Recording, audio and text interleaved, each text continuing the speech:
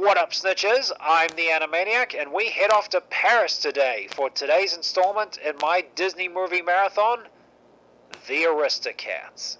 Directed by Wolfgang Reitherman and based on a TV script for a show called Walt Disney's Wonderful World of Color, a mother and her kittens are dropped off in the middle of nowhere by their butler so that he can inherit the fortune from his master, and through the help of a street cat, they make their way back home.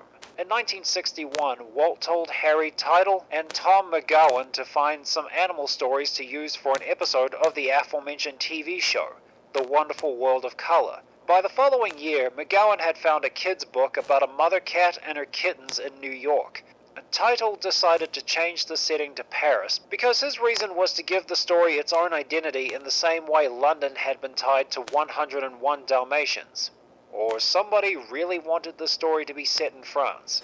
The first draft had two servants, a butler and a maid, trying to get rid of the cats so they'll inherit the fortune the mistress was going to leave to her cats. A Disney studio executive rejected the script, so Title went to show Walt, who was staying in London, which he approved the draft but suggested he make cuts to it. The following year, the decision was made to turn it into an animated movie, but they had to shelve it because their animation department was working on The Jungle Book at the time.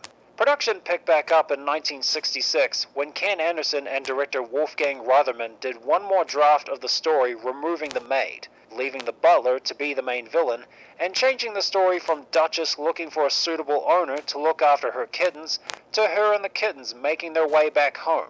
A plot similar to the one from 101 Dalmatians. The Aristocats hit theaters in 1970 and proved to be the most popular in England and France during its first run, raking in $22.7 million. It was re-released 3 more times between 1980 and 1994, bringing the film's reported lifetime gross to $191 million. The Aristocats was decently reviewed. Plenty of critics have found it charming and funny. Nowadays, it's regarded as one of Disney's weaker films, as it currently holds a Rotten Tomatoes critical score of 66%. I thought the original story for the movie, Duchess trying to find a new owner to help look after her and her children, would have been much more interesting to watch compared to the journey back to their master in the city. But the romance between Duchess and Thomas I liked much more than Lady and Tramp. They're the same characters, but there's no bullshit misunderstanding I have to sit through. Yay! I have no problem watching these two!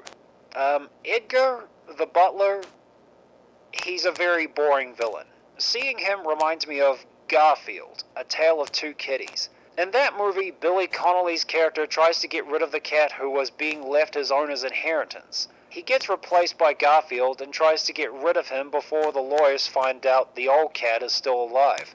I know that movie came out decades after this one, but I just can't help associating this movie's plot with Garfield 2's thanks to Edgar. Perhaps the one time he's entertaining is when he's being chased by 2 farm dogs for no reason.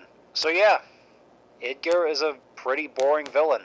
And while the movie is a pretty dull but harmless adventure, there's perhaps one part of the film that stands out as bad, but it's so short that I'm not sure it's worth mentioning. When Thomas, Duchess, and her kids stop at an abandoned house, his jazz-playing alley cat friends are having a party. One of the musicians is a Siamese cat with squinty eyes, buck teeth, and is playing piano with chopsticks while singing the lyrics, "Shanghai, Hong Kong, egg foo young, fortune cookie always wrong." Is there such a thing as something so offensive that it comes around to being funny again? I think that's something worth exploring in the future. Aside from that, these cats are acceptable. If you guys enjoyed the video, leave a like, comment your own thoughts on the movie below, follow me on Twitter, Facebook, Tumblr, and DeviantArt for updates on future videos and artwork, and subscribe to my BitChute channel if you want to see these reviews before they come out on YouTube. Links are in the description, and if you want to be the first to know when a new video will be up, ring that bell after you subscribe. Thanks for watching, and I'll see you guys next time.